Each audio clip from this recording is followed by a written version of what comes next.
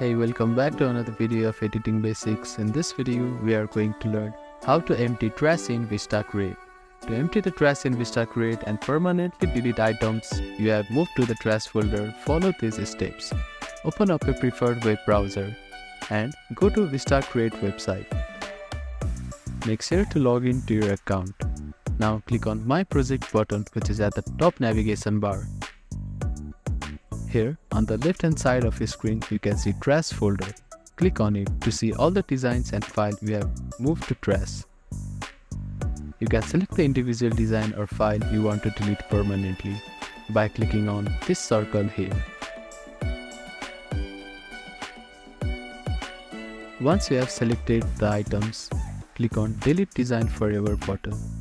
After that, the selected items will be permanently deleted and the trash folder will be emptied. By following these steps, you can clear up storage and keep your VistaCreate account organized. Keep in mind that once the trash is emptied, the deleted design cannot be recovered.